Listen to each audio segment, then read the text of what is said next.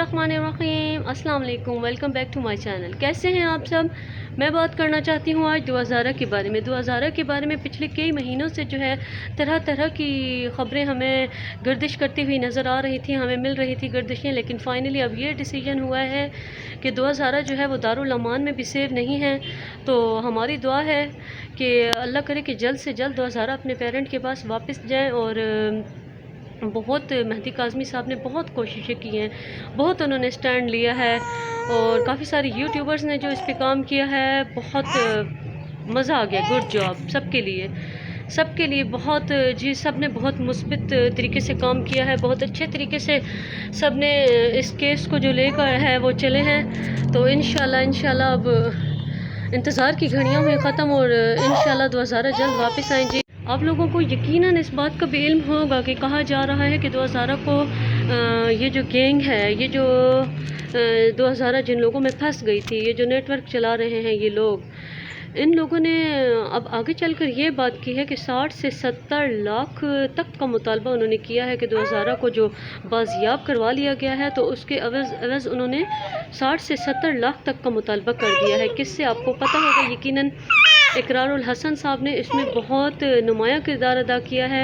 और आज मैं सुन रही थी तो मुझे बहुत खुशी हुई कि इकरार भाई ने जो इसमें स्टेप उठाया है, तो उनकी कोशिशों से ही दुआ ज़ारा जो है बाजियाब हुई हैं। उनकी कोशिशों से मतलब काफ़ी सारे जो इदारे हैं वो हरकत में आए हैं। इकरार भाई की इस केस में आने के बाद काफ़ी सारे लोग जो है वो अलर्ट हो गए हैं। तो इकरार भाई ने ही बहुत सारी कोशिशें की हैं इसमें। तो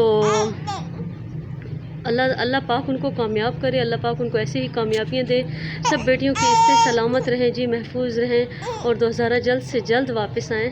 दुआ के केस के सिलसिले में बहुत सारे लोगों ने बहुत मुस्बित तरीके से काम किया है। बहुत वेल डन, गुड जॉब जी, बहुत ज़बरदस्त मज़ा आया है सबका काम देखकर। स्ट्रॉन्ग उज़मा हैं, मारिया अली, उनकी तो खैर क्या ही बात है। इसी तरह से बुशरा शकील हैं, सहराब भाई हैं, तो मतलब सब ने इसमें बहुत अहम किरदार अदा किया है इस केस में। सोशल मीडिया ही के ज़रिए मैं समझती हूँ कि दुआ ज़ारा जो है सोशल मीडिया ही के ज़रिए वो वापस आई हैं, बाजियाब हुई हैं। तो बहुत अच्छा लगा है जी। अब आगे भी अल्लाह करे कि वो दारुल अमान से जल्द वापस आएँ और अपने जो है पेरेंट के पास जाएं, क्योंकि वही उनका राइट बनता है उनके पेरेंट का कि वो अपने पेरेंट के साथ ही रहें।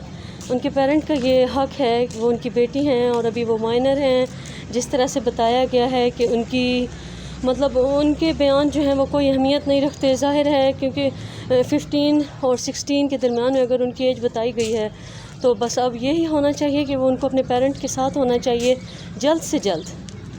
यकीन माने कि मुझे हैरत इस बात पर होती है गाइस कि जो यूट्यूबर्स इसके ऊपर अच्छे तरीके से काम कर रहे हैं, जो हक़ और सच की बता रहे हैं, हक़ और सच को बयान कर रहे हैं, हक़ और सच के बारे में जो बता रहे हैं, हक़ और सच की जंग लड़ रहे हैं, उनके साथ ही मतलब कि मुख्तलिफ़ किस्म के हमारे जो दूसरे यूट्यूबर्स हैं उन्हीं के साथ लगे हुए हैं। उनके ऊपर घटिया इल्ज़ामात लगाए जा रहे हैं, उनको तरह तरह की बातें सुनाई जा रही हैं। और इकरार भाई के बारे में भी एक मैंने मतलब कि देखी थी पोस्ट, तो मुझे बहुत अफसोस हुआ कि ये हमारे मुल्क में क्या है, हमारे मुल्क में क्या हो रहा है कि यहाँ पे यानी कि कोई अच्छा इंसान है तो उसके ऊपर भी इस तरह से इल्ज़ामात लगाने शुरू कर दिए जाते हैं। यानी कि एक दूसरे के साथ लगे हुए हैं। अजीब सिलसिला है, अजीब निज़ाम है हमारे मुल्क का। और ये यूट्यूबर्स की तो मुझे बिल्कुल समझ नहीं आती कि ये कैसे एक दूसरे के ऊपर मतलब इस तरह से इल्ज़ाम तराशी करना शुरू कर देते हैं। भाई ठीक बात तो ये है कि जो बंदा ठीक तरीके से काम कर रहा है तो उसको तो सराहना चाहिए, ना कि आप उसके ऊपर इल्ज़ामात लगाना शुरू कर दें और उसको बुरा भला कहना शुरू कर दें, उसको गलत कहना शुरू कर दें। ये बात तो कतई गलत है, बिल्कुल ही गलत है।